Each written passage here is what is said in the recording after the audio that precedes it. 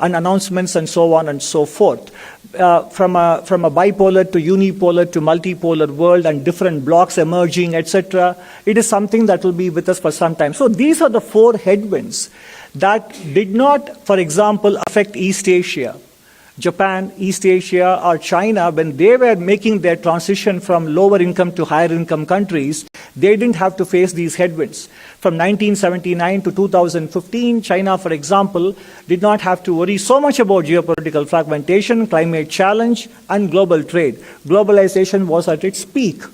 So we have to now chart our path to Viksit Bharat amidst these headwinds. That is why domestic growth becomes very, very important. Now we first quickly go through the state of the economy, where we are, which is covered in Chapter 1 of the Economic Survey. There is momentum in the economy. In fact, we are now 1 quarter in the new financial year, and even high-frequency indicators are telling us that the economy is carrying on the momentum that we have seen until the end of March 2024, when we grew at 8.2%. So the average growth rate in the last 3 years up to March 24 has been around 8%. And as we write in the survey, real GDP is 20% above the pre-pandemic levels. And the growth has been contributed to by a steady maintenance of the share of private consumption. Capital formation is beginning to recover as we would expect post-COVID and post-balance sheet repair. And exports are doing quite well under the circumstances as well. Of course, some of you might say this adds up to more than 100, but that is to remind you of the fact that it is not subtracting imports here. So otherwise, it is not net exports, it's only exports, so it's a gross number.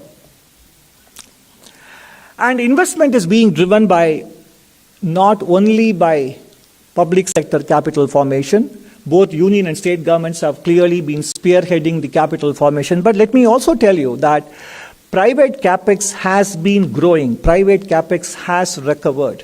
After the stagnation or decline we saw in 1920 and 2021, they did pick up in 21-22 and 22-23. Of course, some of you might go into the granular details available and say that private capex formation picked up strongly in the dwellings aspect and not in the machinery and equipment and intellectual property products. But even that, post-COVID. So because if you look at the national income data, you can see the breakdown of private capital formation into these three components: dwellings, machinery and equipment, IP products, etc., intellectual property products. The recovery is beginning to come through in the latter two areas also, which is what exactly will be driving higher quality jobs. And household savings in physical assets has improved, and we have written enough about it. Households are not in distress. Households actually are investing in financial assets, which have done very well. Especially in the last 4 years, the foray of retail investors into stock markets through systematic investment plans, through mutual fund investments, has been quite prolifically documented. And our national income data do not record these at market prices. And that is the reason why there is a feeling that financial liabilities have grown faster than financial assets of households. But financial assets of households are not marked to market. So households are doing quite well in the aggregate. And if you also see the default statistics of small ticket loans, etc., they do not flag any signs of distress, and I have also written about them in occasional columns, etc. When it comes to the agricultural sector, which is the topic of a usual special chapter, and also a box item in the economic survey in Chapter 5, of course, the food grain production in crores of tons, 329 million tons, slight decline compared to the previous year because of the erratic monsoon. And also, let me tell you that this year, we will see a chart later, the monsoon is not exactly proceeding as the IMD told us before the monsoon season began. And while MSPs have been ensuring remunerative prices, we also need to encourage crop diversification with our MSP policies going forward. And that is why I would like to draw your attention to the box item in Chapter 5 as well.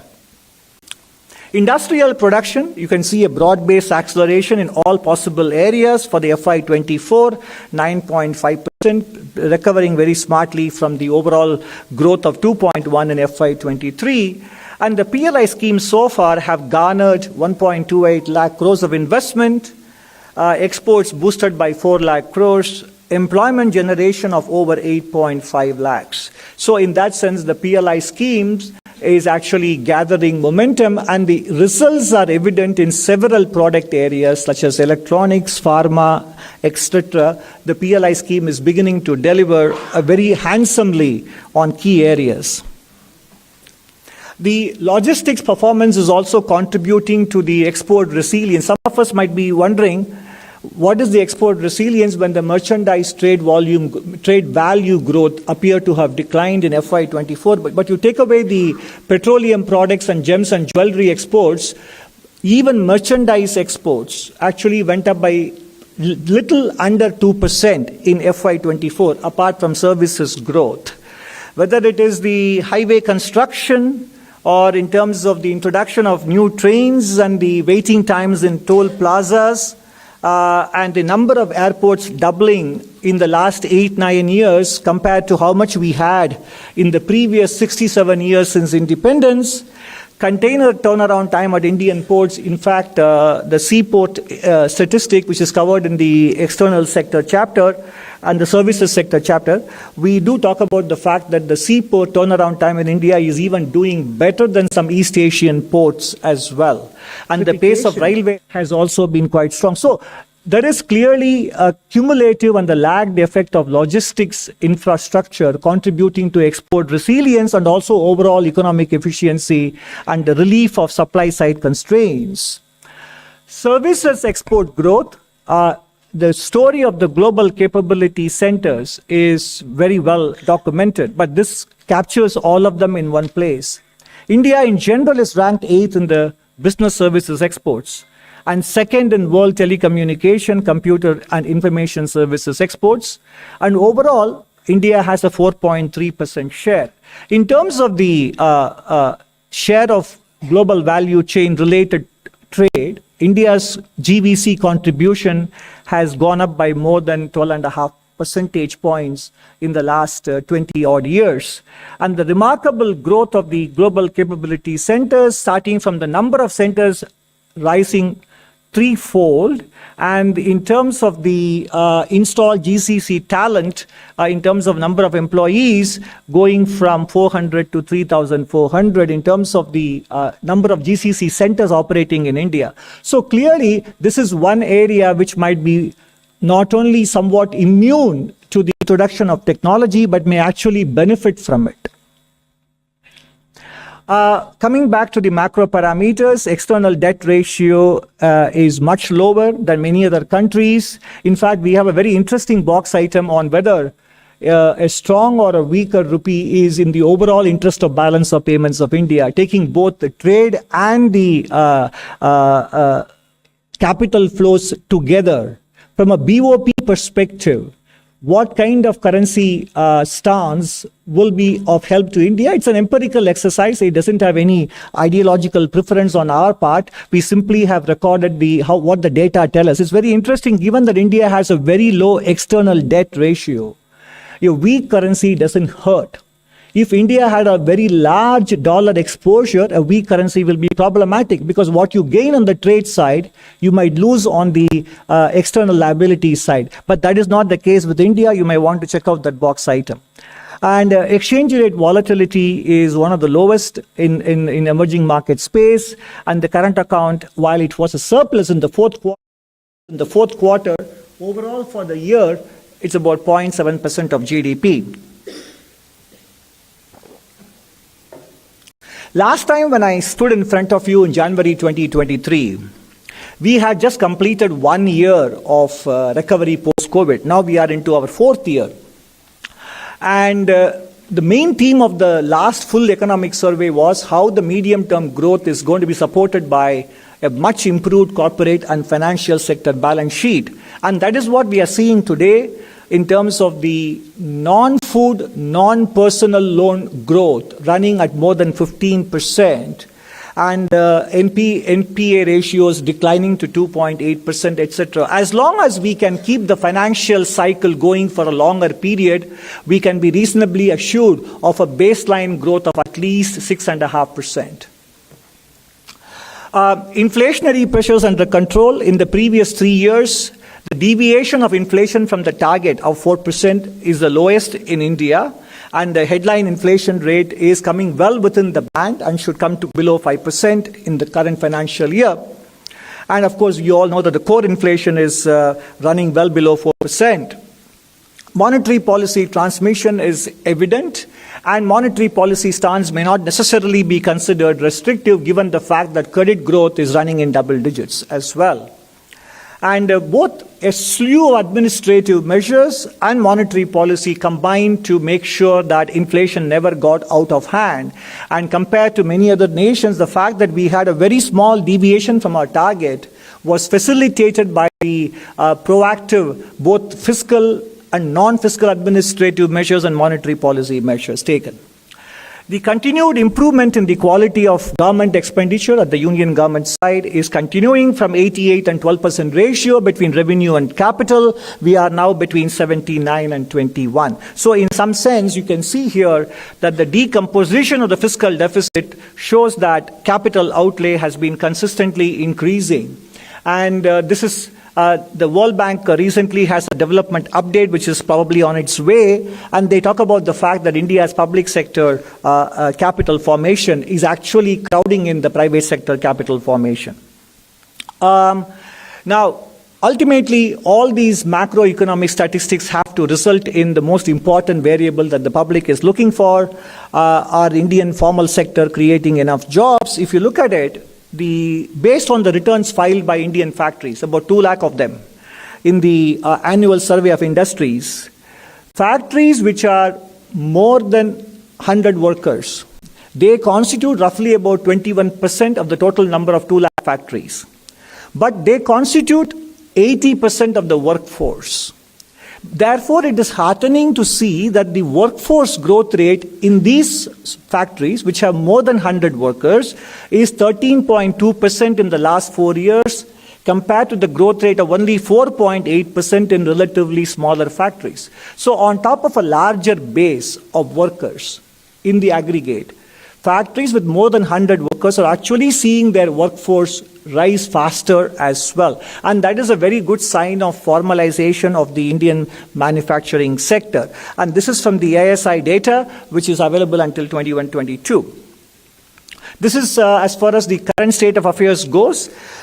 Coming back to what I said at the very beginning, we are facing a very challenging global environment combined with climate change narrative and the change, and therefore we need to make sure that we pursue all possible approaches without any doctrinaire orientation or ideological orientation. If anything, pragmatism has to be the policy mantra.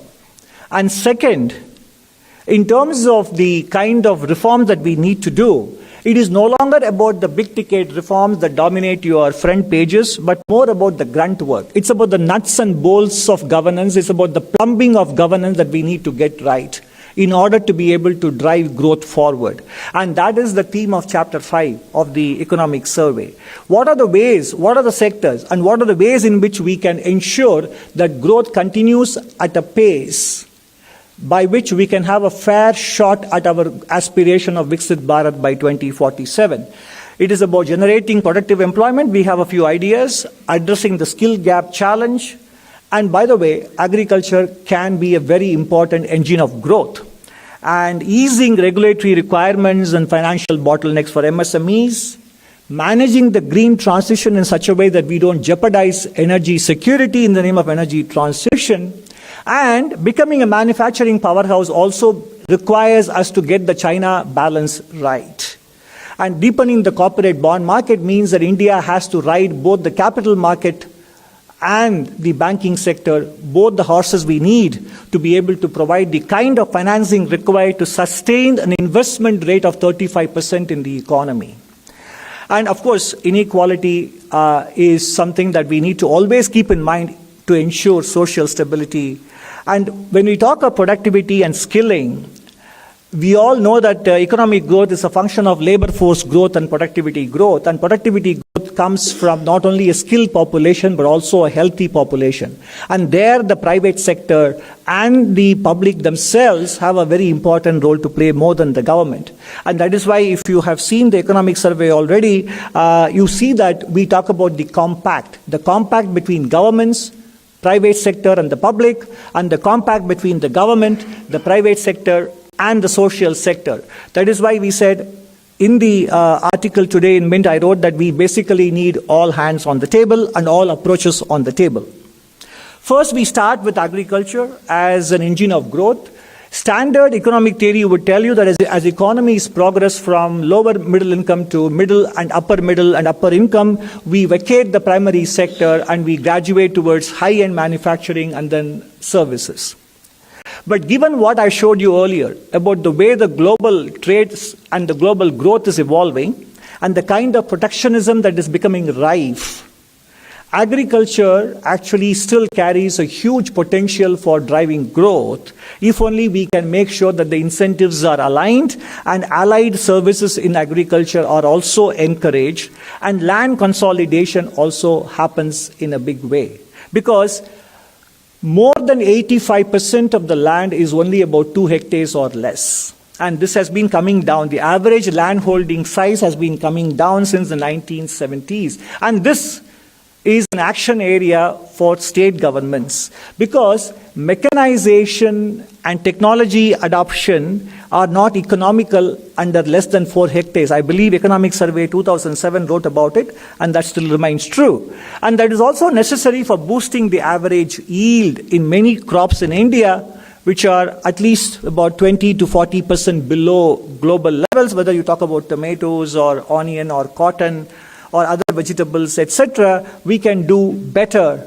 And in fact, we are not even comparing the global best in class. Even the average yield, there is a gulf. And if we can bridge this gulf, we not only ensure domestic food security, but also can become a very important global exporter in the food area, which also gives us strategic advantages.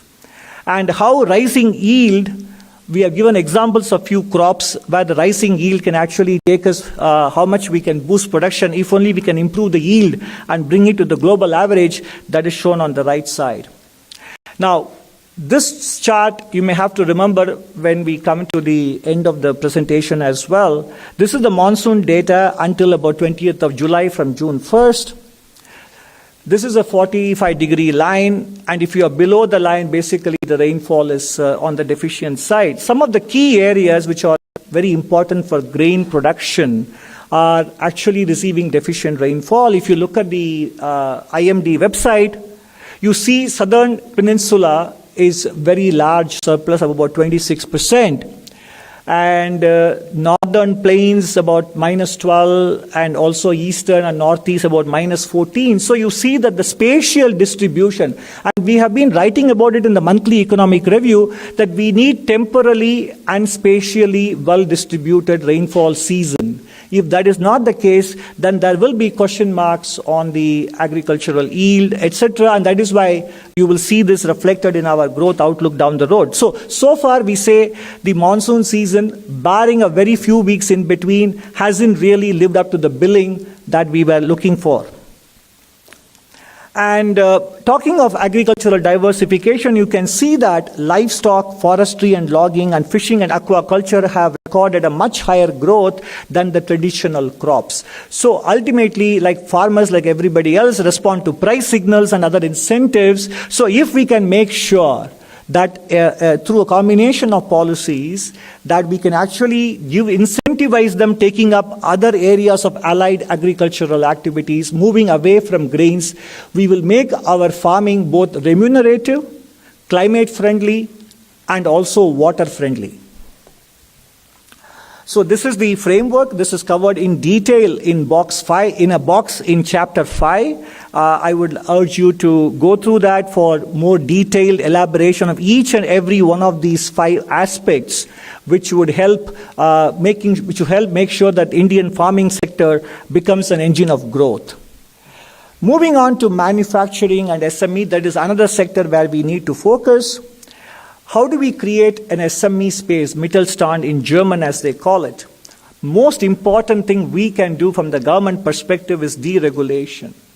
Threshold-based incentives must have sunset clauses, but more importantly, much of the action is required at the state government level and local government level as well, which is where much of licensing, inspection and compliance, the LIC acronym, is very important to loosen the grip in the local government level. And then when it comes to skilling, most of our entrepreneurs are very instinctively entrepreneurial, understand their business and customers very well. Where they need trainings with respect to financial management, working capital, inventory management, etc. So targeted interventions will have a big bang for the buck in terms of boosting their productivity. Other important aspect of the LIC being loosened is that most of the small enterprises have very limited management bandwidth. So if we can kind of reduce the compliance burden on them, we also release the bandwidth for them to focus on growing their business and also focusing on their human resource endowment as well.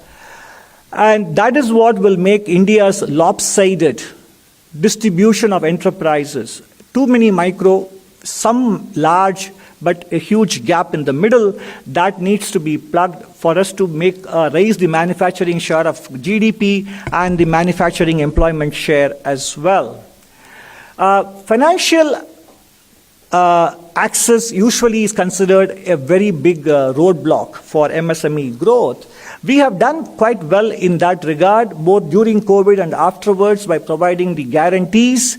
The number of CGT MSE guarantees invoked and the amount used up are quite good. Without this intervention, the micro and small enterprise sector would have faced even more difficulty. So this has really worked in preserving the health of the MSME space.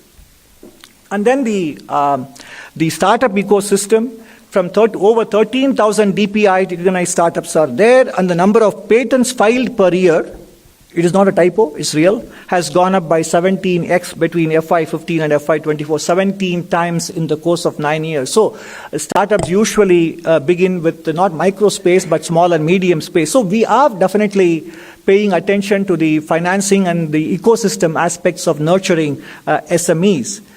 And we are also beginning to realize the potential of the digital public infrastructure in making sure that our micro, small, and medium enterprises have global access through the digital network.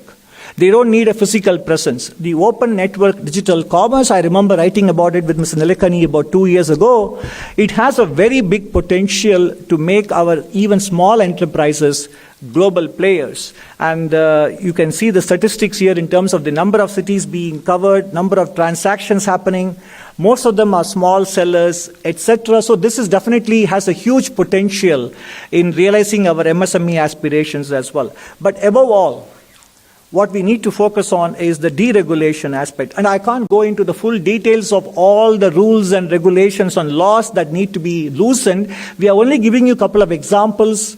For example, the amount of space Indian laws mandate that per worker is 3.4 square meters, and even Southeast Asian countries, advanced economies, have a much lower requirement. On the left side, you can see the amount of land we need to allocate for setbacks on all four sides. The parking space and the floor space index is much lower in India. And these are all state government regulations, not union government. And even if majority of the Indian states move towards the best Indian state, which on the basis of a study happens to be Haryana, if they move to Haryana level, the amount of land we free up for our businesses to utilize for actual manufacturing goes up. So per unit fixed cost of production will come down dramatically, opening up space for them to hire more workers.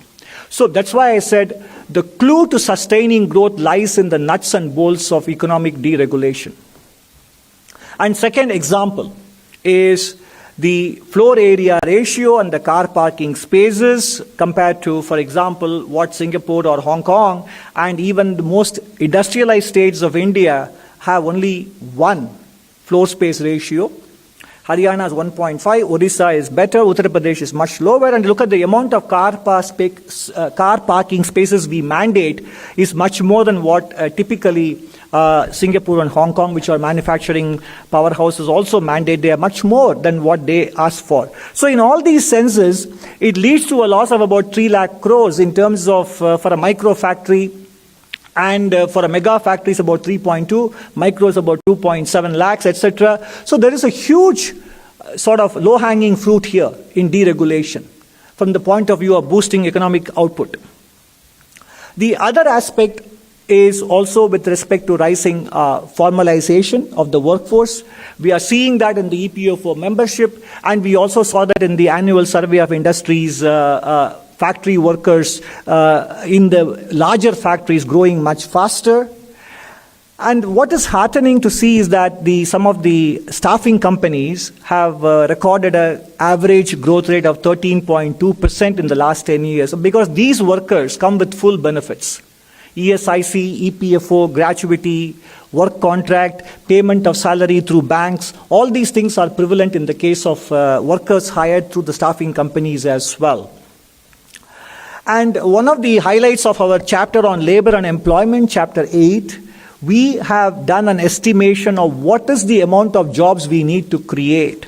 And you might wonder why we stop at 2036 and not go up to 2047. If you look at the population estimates given by Ministry of Health in July 2020 in a publication which is open access, they project India's population until 2036. So based on those projections, we estimate that India basically needs to create roughly around 8 million jobs or 80 lakh jobs per annum. The calculations and the assumptions are given in the survey as well. In fact, we are making available the spreadsheet as well for replication. And what is heartening with respect to the skilling requirements is that earlier, we used to worry a lot about enrollment in higher education. That is no longer the concern in India. The aspirations have shifted. It's about learning outcomes. In rural India in 2000, only 2.4% took to higher education. Now that number is 10.8 in 2022. Only 17.9% took to higher secondary education. Now it is 42.9%. So enrollments have picked up tremendously. On the right side, what you see is that tertiary education was 6.7%. Now it is 28.4%. And what you don't see here, but in the survey, you will see the ratio of women to men in tertiary education used to be 77 to 100. Now it is 96 to 100. So there is no more of a gap between women and men enrolling in higher education, the fruits of which will be evident to us in the coming years. And I talked about 2 examples of deregulation. This is the third example. Number of activities restricted for women in different states is totaling 139. We just took a sample of about 10 states. This is based on some very good work done by an independent agency. So when we talk of boosting female labor force participation rate, boosting production, etc., again, this is in the realm of state government. Some of these restrictions are preventing women from participating more in the labor market. Skilling, what used to be 33.3%, the proportion of people who take the employability test and pass was only 1/3. Now it is more than 1/2. But still we can say that the journey has been impressive, but the task ahead still is quite large, with little under half still not considered employable based on this national test being administered. But the progress is important to make note of. The other aspect that which I have written about in the preface and also is importantly covered in the chapter on employment and labor.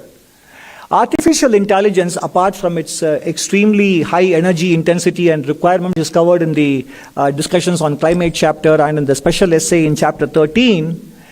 The impact of AI is still not very well understood across the world. While the GCC kind of jobs may not be very easily affected in the near term, some of the business process outsourcing jobs may be affected, which AI can very easily done. Medical transcript reading, image creation, animation, etc. can be easily taken over. So India may have a slight short-term negative impact followed by a medium-term positive impact. Therefore, it is necessary for the Indian corporate sector, both information technology and non-IT sector, to find the right balance between deployment of technology and deployment of labor. Because without labor income, without labor employment, there is no demand growth, which means it comes back to hurt the corporate's top line and bottom line as well. So they need to see this as a win-win. How to make sure that the deployment of technology does not hurt the labor share of income and the capital share of income is a very important medium-term challenge from the corporate's own self-interest perspective. And you can see that corporate profitability has gone up from 5.3 lakh crores in FY20 to 20.6 lakh crores in FY23. That's almost 4 times in a space of 3 years, including financial sector. If I exclude the financial sector, it has gone up from 4.1 lakh crore to 13.9 lakh crores based on a sample of about 30,000 plus companies. On the right side, you see the compensation to employees, which usually is a function of 2 variables. One is the amount of hiring you do and the amount of wage growth you give. And that has not correspondingly grown at the same pace. And by the way, this compensation to employees also includes top management salaries and perks, options, etc. So you can imagine if we have the data on the median worker compensation in terms of hiring, etc. So basically the point is, as they said, the deployment of robots in automobile factories in the US was considered a very important development, but then the robots don't buy the cars that the companies make. Similarly, the artificial intelligence you deploy may not buy the products that you make.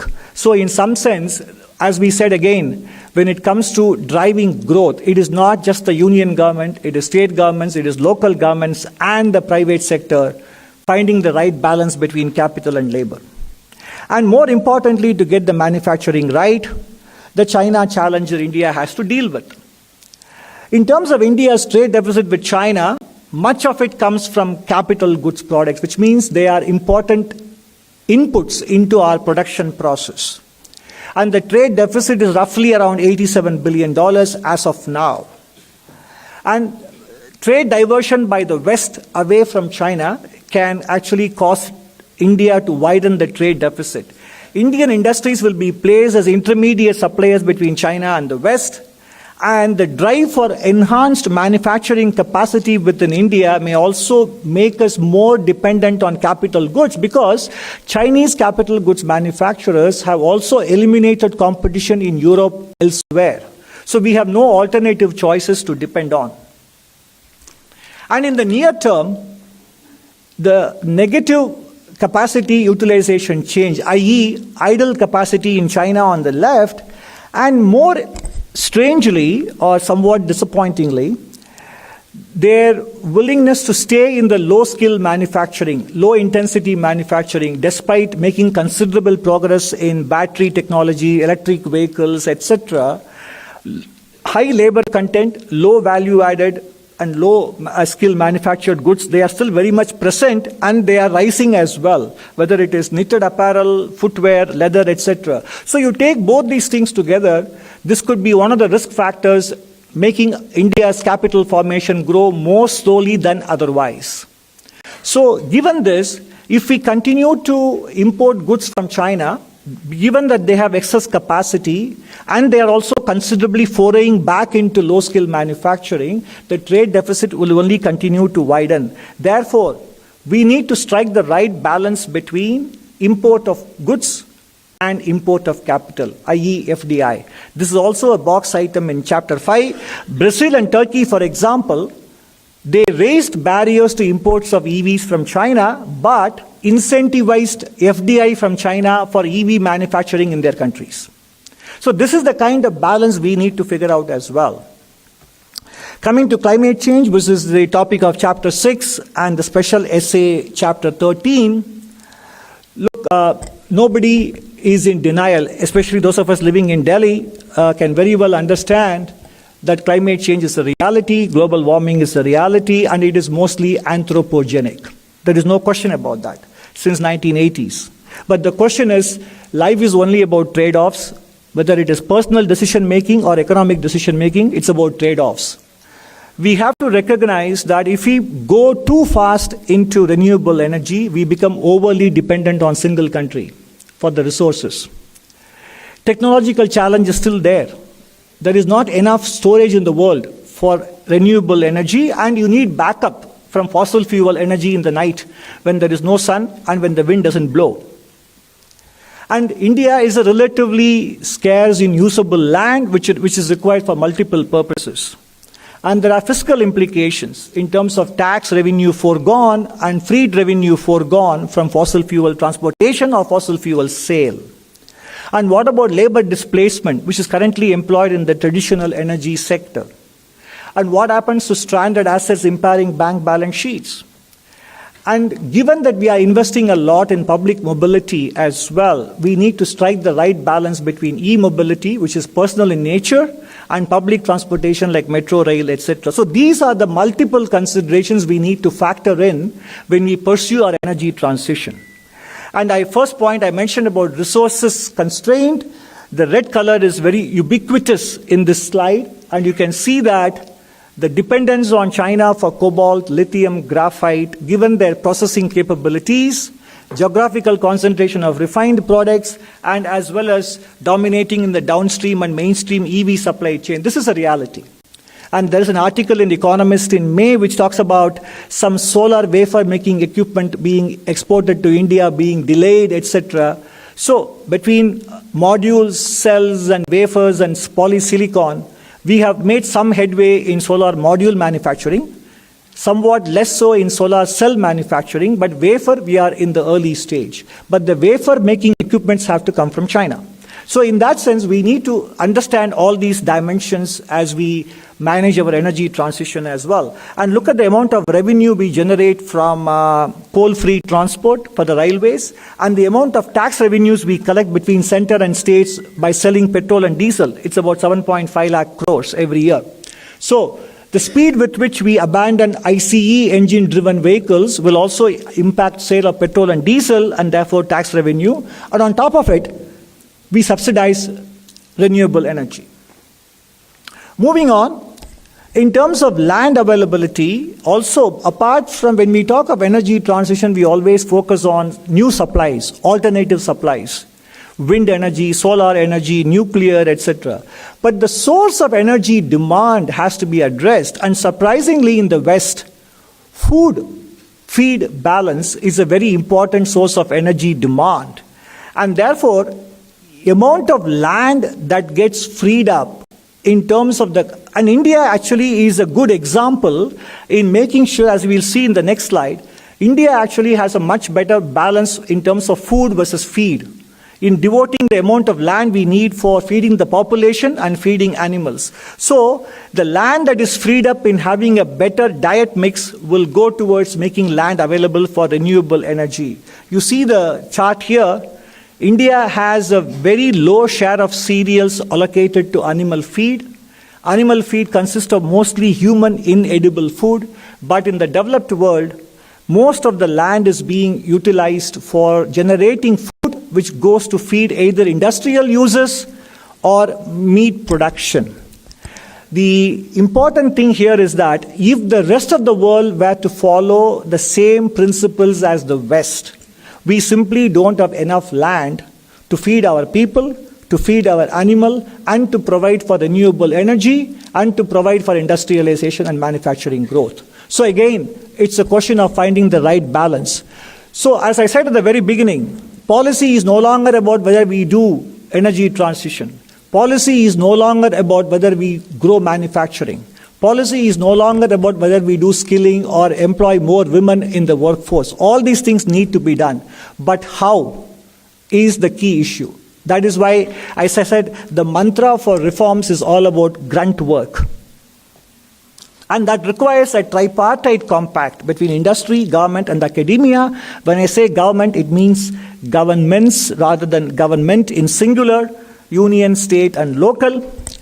And as far as the private sector is concerned, on the left, abandoning short-termism, focusing on job creation, investment in R&D because Indian private sector has a very low R&D investment, and carefully deploying capital and energy intensive technologies. AI actually is highly energy intensive.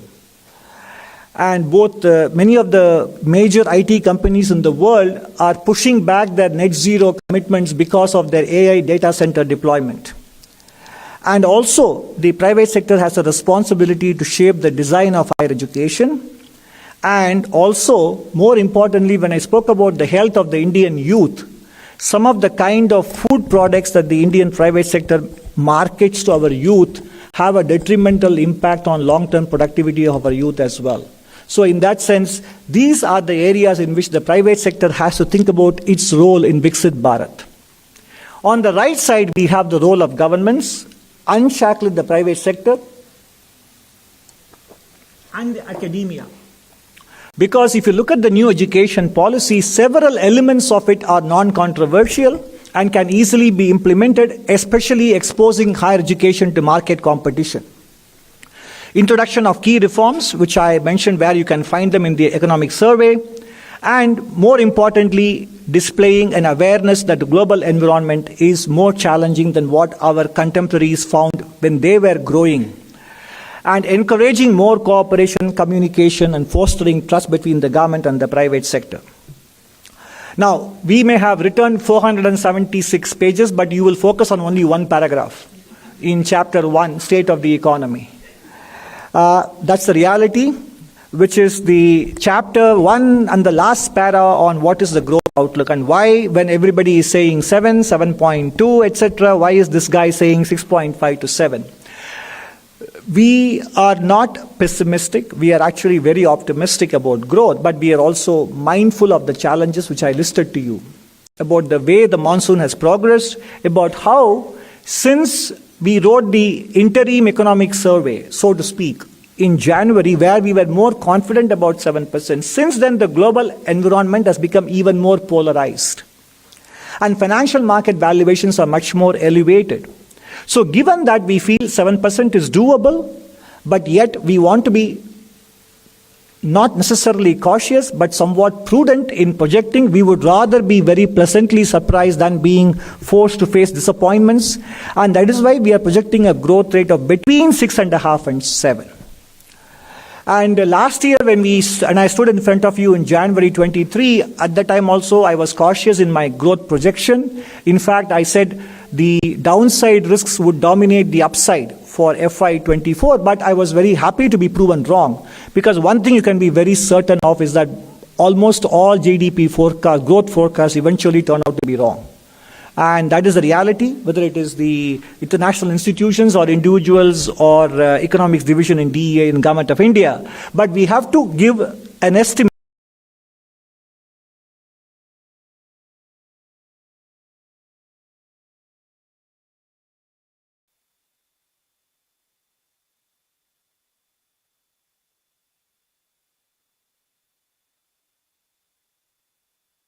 सुबह 8 बजे से जुड़िए बिस्तक के साथ, बताएंगे budget की हर छोटी बड़ी बात।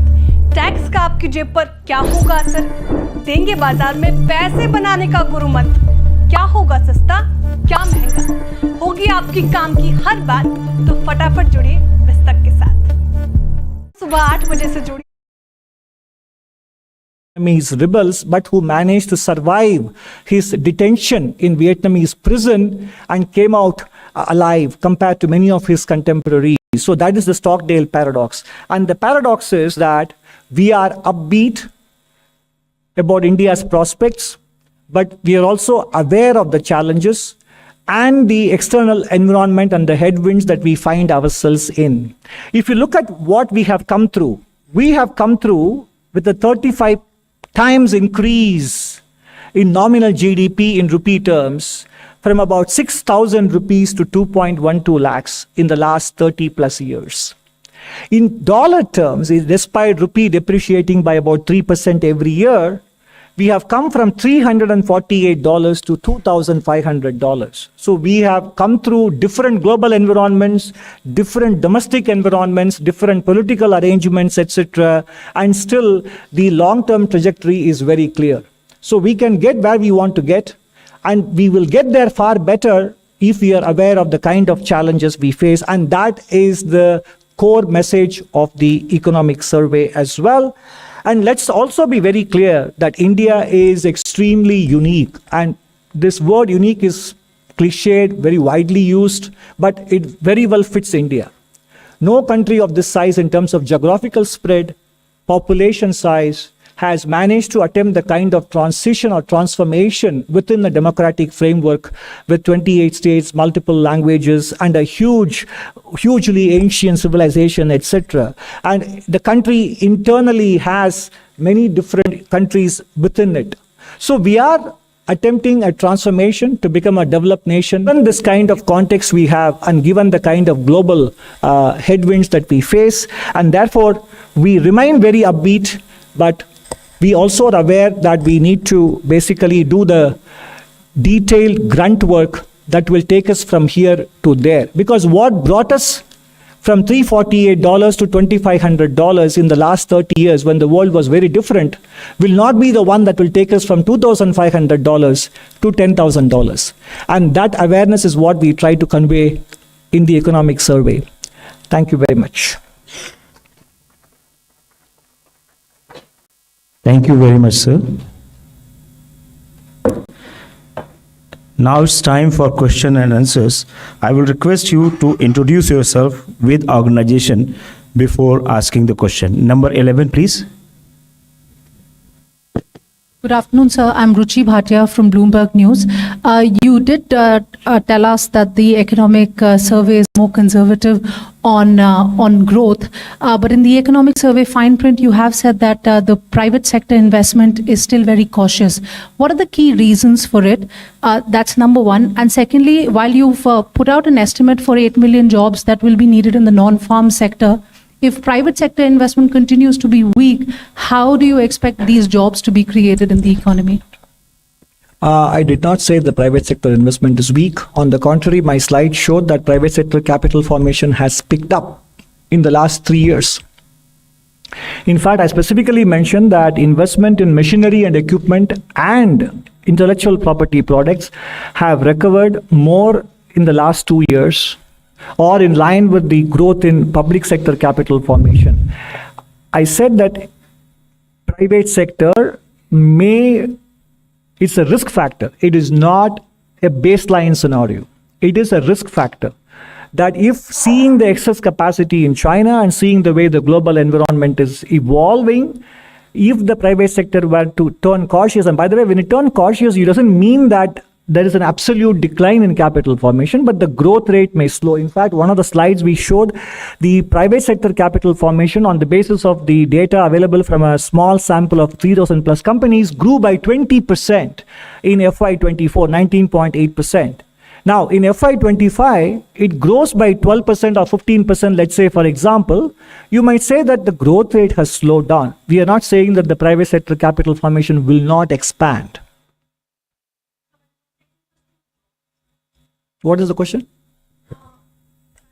Million jobs need to be created in the non-farm sector. Which are the areas that you're looking at where these kind of jobs will be created? Also, if only 50% of the graduates are employable, how big a risk do you think will it be for the new jobs and, of course, the kind of skill sets that the kids will need to have? So, we mentioned in our survey, the chapter 8 also, all the steps that government is taking towards generation of employment.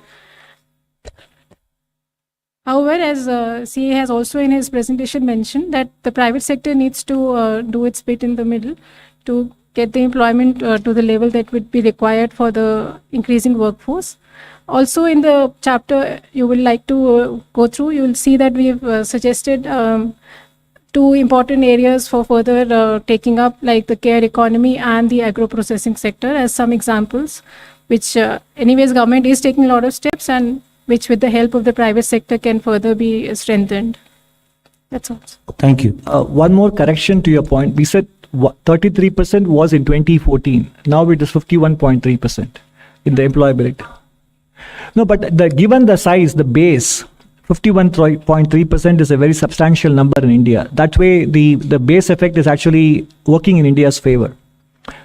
Thank you. 124. Sir, Timsi Jaipuria from CNBC TV 18. Two key questions here. One on AI.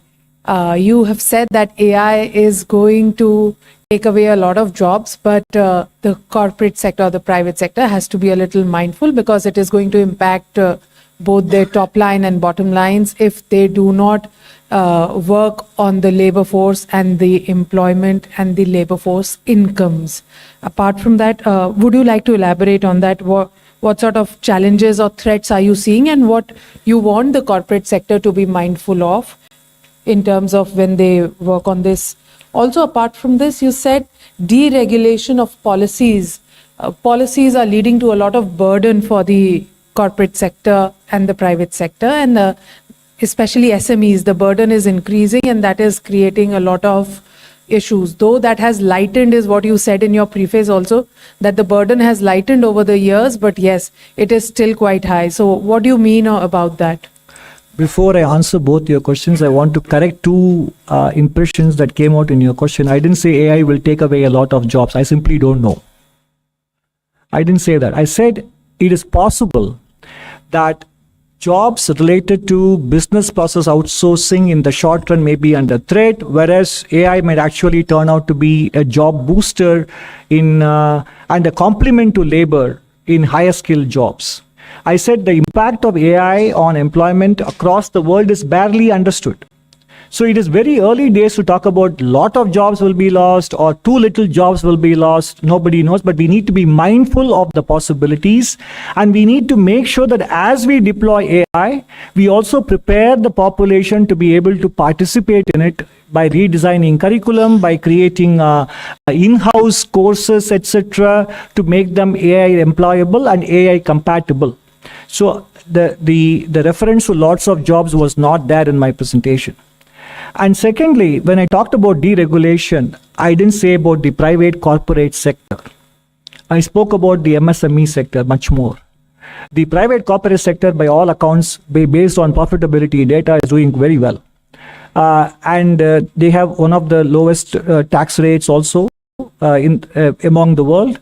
So important from the point of view of boosting manufacturing and creating a middle stand, the spine or the vertebrae of the economy, which is basically the small and medium enterprises, and that is where deregulation will have a much bigger bang for the buck. And we have given some examples in the presentation and also in the survey. But ultimately, it is an area which predominantly, not fully, predominantly lies with the state governments, and they have to look at their respective statutes, rules, regulations, inspection and compliances to be able to unshackle the productive sectors. So just a small addition. If you can explain on the household savings, that how household savings are not dipping, but they are actually moving towards higher yielding areas. That's what also you mentioned. No, I think in the interest of time, we will probably move on to other questions because I have written about it in an article in Mint, for example, on the 29th of April in great detail. Sir, I'm Monica from the New Indian Express. Am I audible? Yeah. Sir, most economists, they are of the view that the government needs to revisit the inflation targeting regime because they think that the 4% target is quite high, and because of that, the borrowing costs are quite high.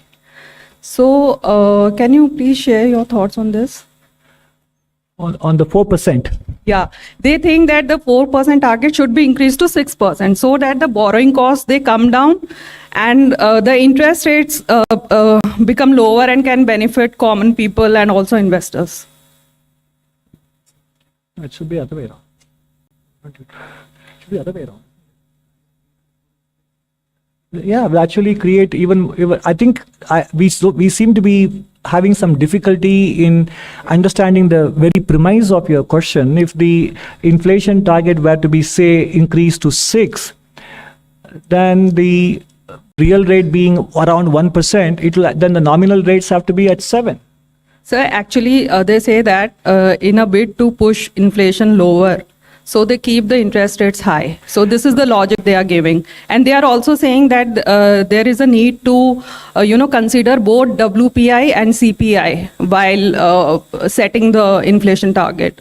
So if you could give some clarity on I this. think probably this is a question better addressed at a Mint Street press conference in Mumbai. Thank you. 126 पीछे जाइए.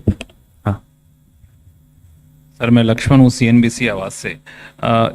Capital market को लेके economic survey में कहा गया है कि the significant increase in retail investors in the stock market calls for careful consideration.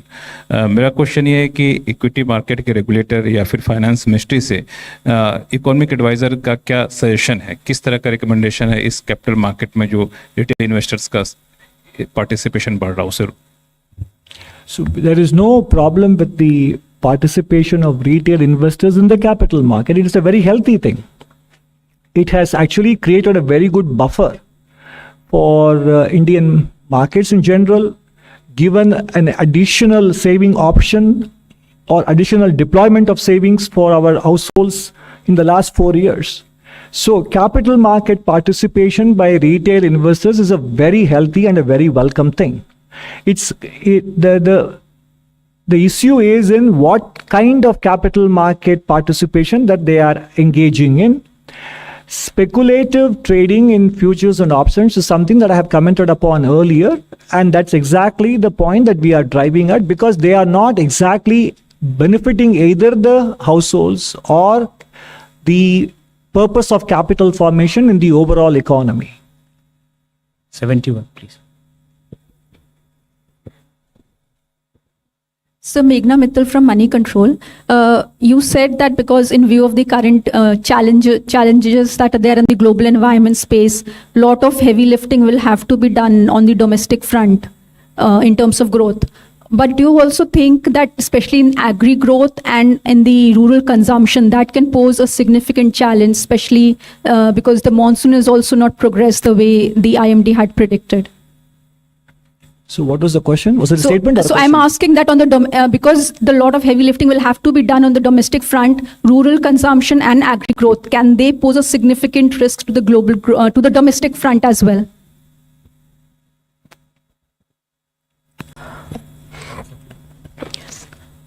So the chapter on agriculture and food management, which is I think chapter 6, talks in detail about the measures that have been taken by the government to basically keep the agriculture sector growing.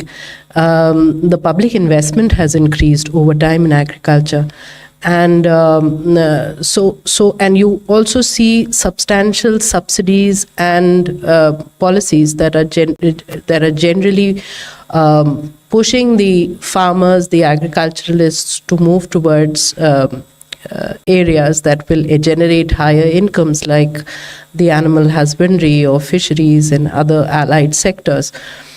I think in that sense, the government is cognizant that agriculture sector needs to be and is the mainstay of the economy, with the large proportion of the people employed there. And it is taking measures, and therefore the focus is on that across all the subsectors within agriculture. If you look through the chapter, there's a detailed discussion about the policies, about the reason why those policies are being implemented, and their economic rationale. So if you go through it, I urge you to go through it, and you will have your answer. Thank you. 265 please.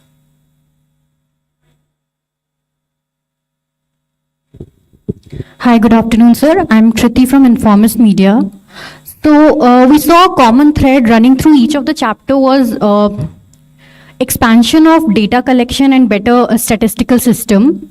You mentioned that there's a need to update the IIP. There's a need for state variant of similar indices. So what would be the roadmap for that? And is there a timeline for each of these stepping stone for overall system overhaul of the statistical system? And second, just one more question. You mentioned that despite good credit rating, India's sovereign green bonds have not garnered the kind of greenium you would have expected. So what do you think led to that, and how that could be fixed, and so that it is more attractive for the private players? Thank you. Sorry. On the first question on the statistical systems, all I can say is that the work is underway on all those aspects, and soon you will see these things becoming a reality in terms of newer indices with newer weights and newer components, etc. That is, work is very much underway at a brisk pace. By the way, the greenium issue is not peculiar to India. The greenium issue is an issue that plagues, and Chandini can correct me if I'm wrong, all green bond issuances across the world. It is not that there is something lacking in India's offering. In fact, we have a very high green rating. And I'll ask Chandini to supplement it. And therefore, it is about the private capital across the world and in India being willing to walk its talk on saying that we are interested in investing in green projects.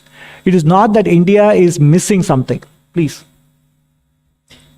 And I just want to add here that the greenium for India has not been that low. In fact, it is fairly of the same order that you will find elsewhere as well.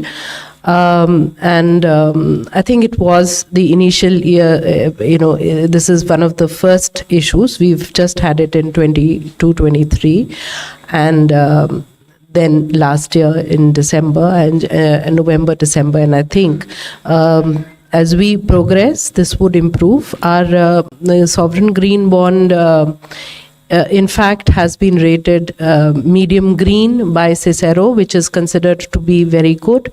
It's a very robust evaluation of the framework that we have in place, and we've delineated various activities that we consider green. We are going to come out with a post-utilization analysis. So it's a fairly robust framework we have, and I think it is only going to improve as we move forward. Thank you. 266.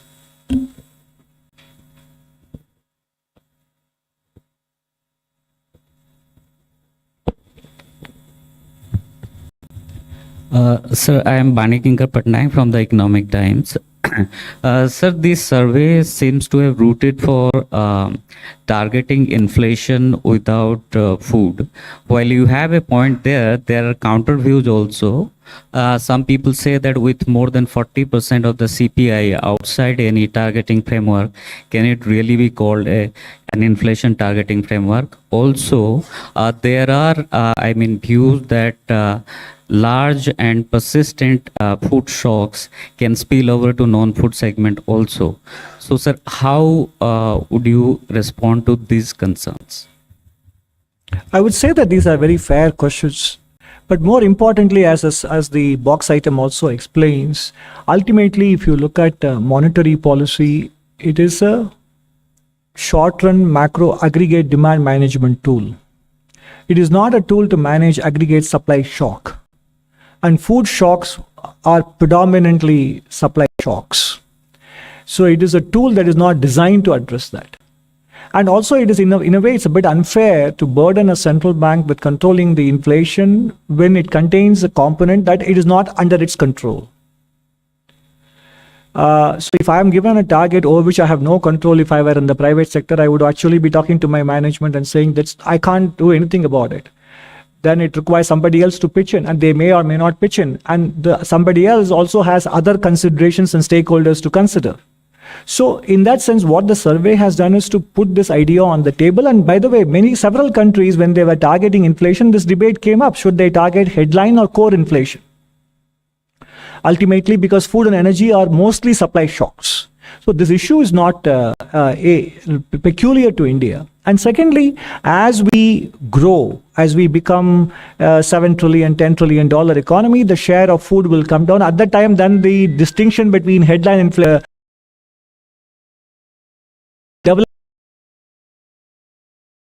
shocks were relatively smaller in terms of weights.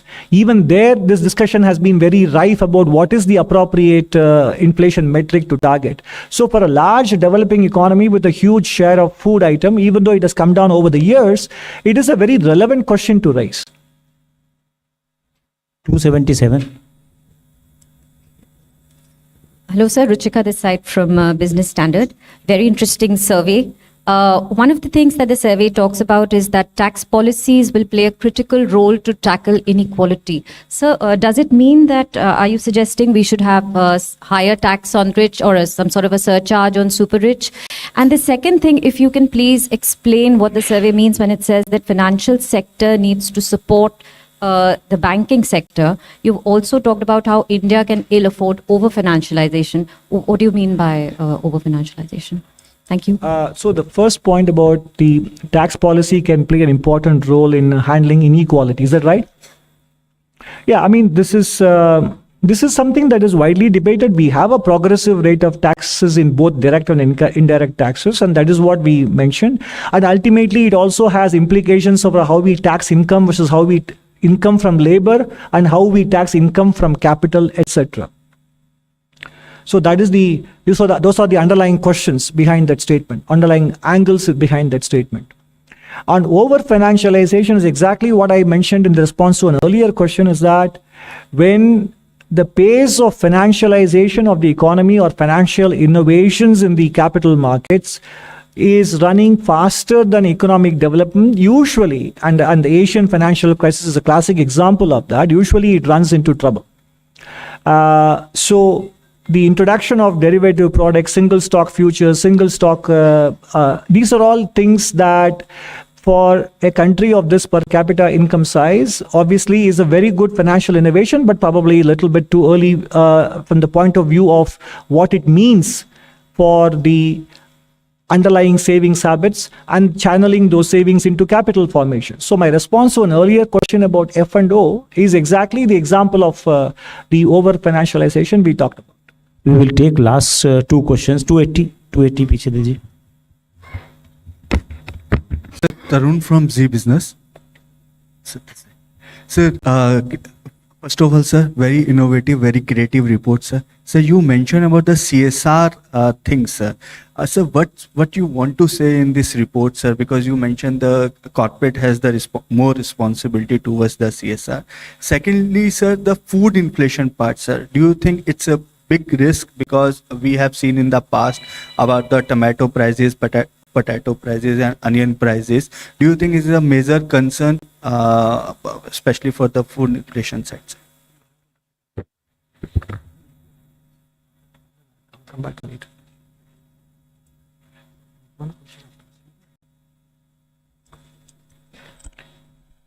On the food inflation, the last year was an year of administrative interventions. Now, food inflation has some structural component in it. We have a shortage, continuing shortage of pulses.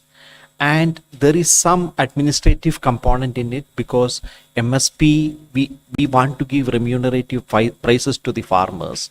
Hence, MSP is fixed at a reasonably high level. So that becomes a kind of a benchmark for retail prices. And that's compensated with subsidized food grains for the poor. More than 80 crores of people are given subsidized food grains. Now, on the food inflation, there is a transient component, there is a structural component, and there is an administrative component.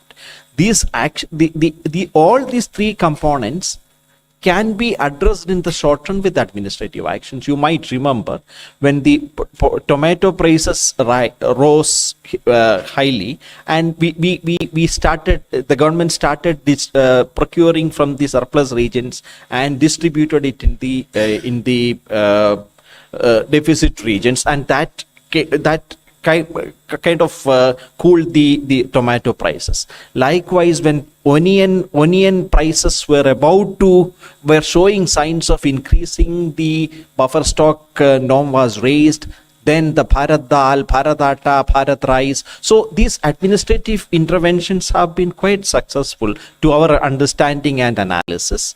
And so hence the flare-ups may happen, but there won't be prolonged food inflation.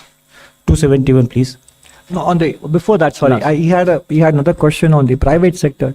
So in my one of the last few slides where I showed the tripartite compact, on the left side I had mentioned very clearly some of the things that we expect the private sector to do. So this survey, as I've been mentioning repeatedly in the course of my presentation, is about delineating the fact that we need a lot of detailed ground level granular actions, which I simplified into the word grunt work. There is a lot of grunt work. But the grunt work, usually people immediately turn to the government, say what the government should do. I'm saying there is action required on the part of the government at the center, government in the states, local governments, and more importantly, the private sector as well.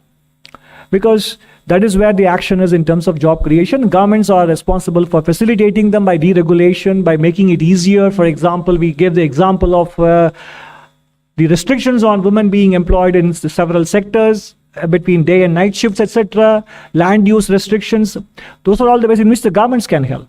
But the private sector on its part, obviously, investing in R&D, collaborating with academia on skilling and education, and also making sure that it is aware from its own self-interest angle of the medium-term implications of striking the right balance between deployment of capital and deployment of labor. So those action points required of them were very clearly identified and listed in the presentation and in the survey as well. So, Sir Karishma this side from Business.The. Congratulations to you and your team.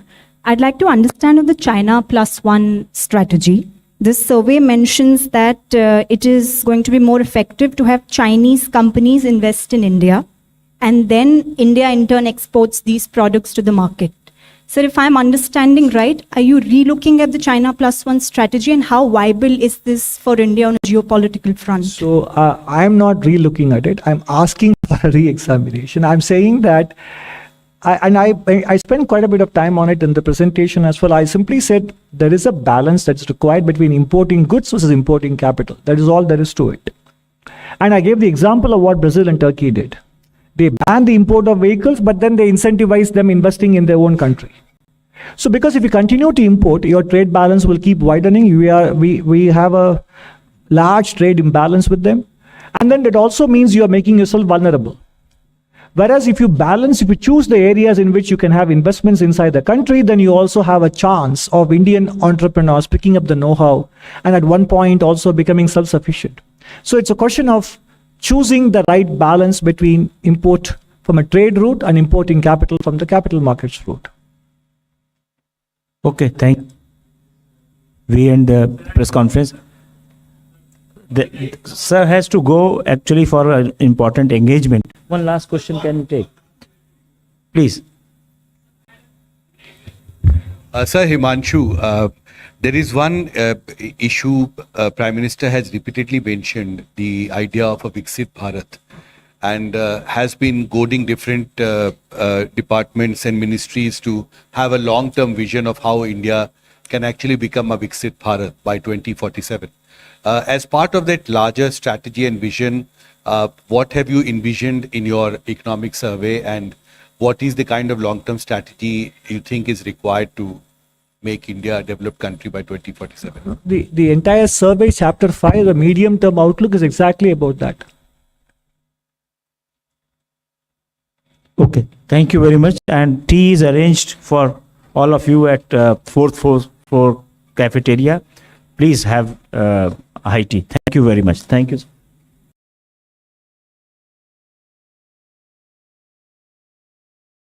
नए 8 बजे से जुड़िए बिस्तक के साथ, बताएंगे budget की हर छोटी बड़ी बात। टैक्स का आपकी जेब पर क्या होगा असर, देंगे बाजार में पैसे बनाने का गुरु मंत्र, क्या होगा सस्ता क्या महंगा, होगी आपकी काम की हर बात। तो फटाफट जुड़िए बिस्तक के साथ। सुबह 8 बजे से जुड़िए बिस्तक के साथ, बताएंगे बजट की हर छोटी बड़ी बात। टैक्स का आपकी जेब पर क्या होगा असर, देंगे बाजार में पैसे बनाने का गुरु मंत्र, क्या होगा सस्ता क्या महंगा, होगी आपकी काम की हर बात। तो फटाफट जुड़िए